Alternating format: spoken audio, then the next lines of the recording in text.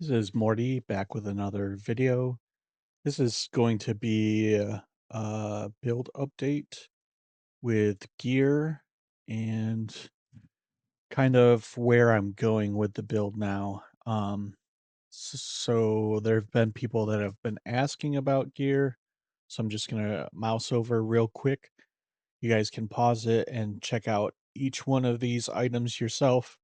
Um, the thought process is minion levels resist stat and survivability.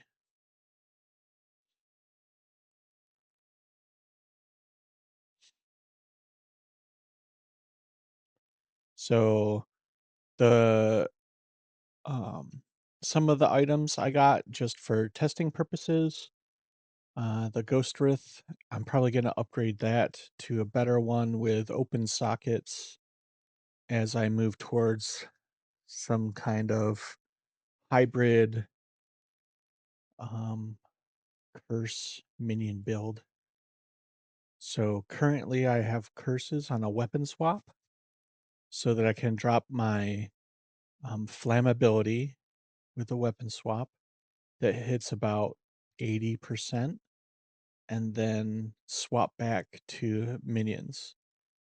So maybe I'll do a swap real quick, show you guys uh, my these all highlight here, these highlight down here and over here.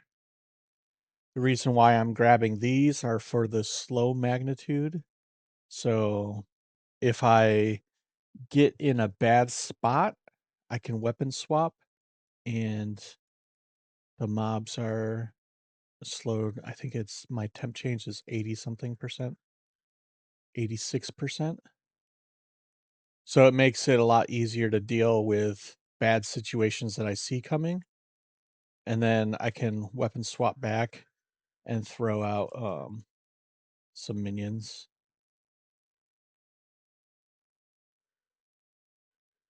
And one thing that I wanted to kind of show off is my play style with the minions up.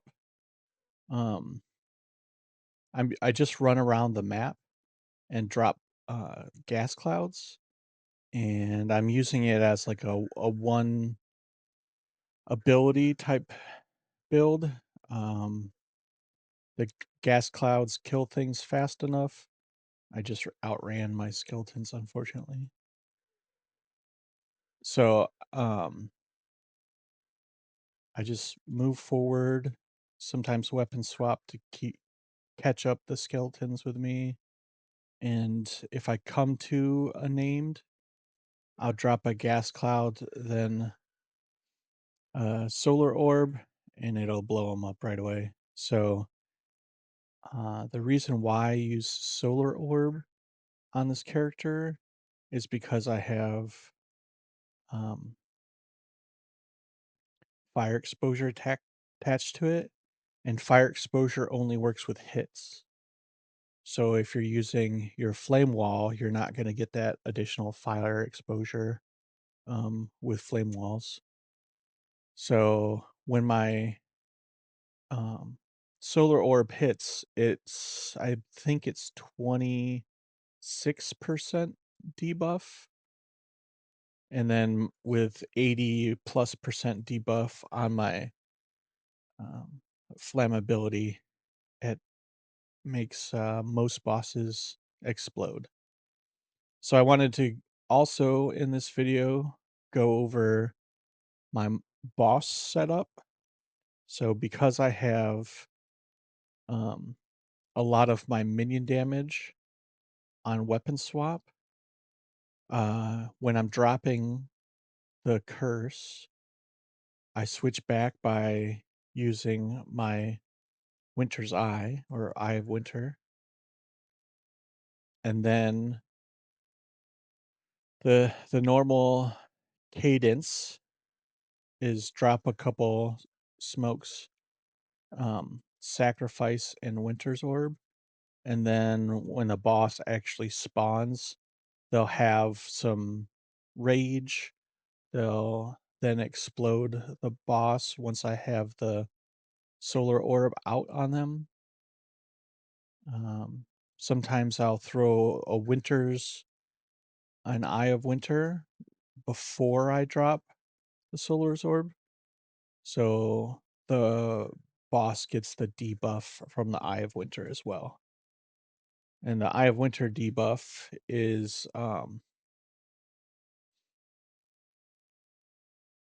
inflicts critical weakness on hit. So because I have it set up with wild shards and ricochet and slower proj, um, I can max out the stacks of the critical weakness on the boss, usually pretty quick. So it's a great way to one tap bosses or hit them hard enough to where they're stunned and you can't do anything. I don't know, I just find that this play style of running around using the gases, um, works better for me because I can keep moving. I I've seen a lot of people playing with arsonists and, uh, flame wall, and I just feel like that, they're doing a lot of, like, dancing behind their minions and a lot of, like, hanging out, while I spend most of my time moving forward. And the great thing about it too is, like, if I'm up here and I'm getting attacked and there's some mobs back here still, I can drop my solar orb and hit this mob and it explodes the whole thing all the way back. That's another reason why I think that people are kind of messing up a play style with gases is that they're too anxious to ignite the gases too quickly.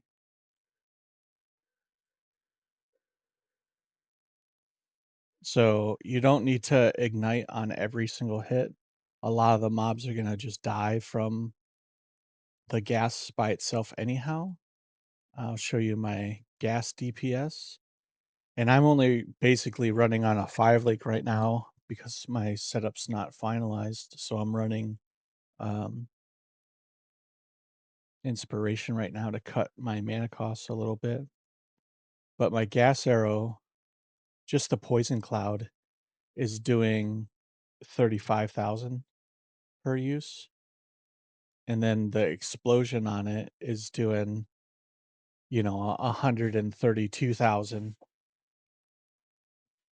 And that doesn't include the overlaps and shotgunning, possible crit chance, and the debuffs from flammability and the elemental weakness. So let me go back to town real quick and kind of show you where I want to go in the future. So my next steps are actually going to be to get chaos inoculation and come down here and get reduce mana costs, reduce mana costs, reduce mana costs. Then what I can do is unspec out of these because they'll kill me because it's mana converted to life, uh, mana cost converted to life. So those will kill me if I go CI. But then once I spec out of these points, I can go this route for my pathing and I'll get 2 extra points there. What I have been doing right now is I've been wasting a lot of gem slots playing around with a curse effect and aura effect on my weapon swap so that I can get my temp chains um, to 100%. Right now, I think it's about 81 or 86% because I don't have the anoint down here for slow magnitude. And on my weapon swap, I only have 4, 4 to level of all spells, so it doesn't hit the break point of temp chains. So I wanna get my temp chains level to, um I wanna get the level to 30, or sorry, not the level, but the curse enemies are slowed by up to 31%, and then I can get, my weapon swap to hit 100% for the baddies. So that's really it for this build update, trying to, keep it as short as I can. Um, Hope you guys enjoyed the video, and hopefully I'll have a new one for you in a few days when I get all those updates made. Have a good one. Peace.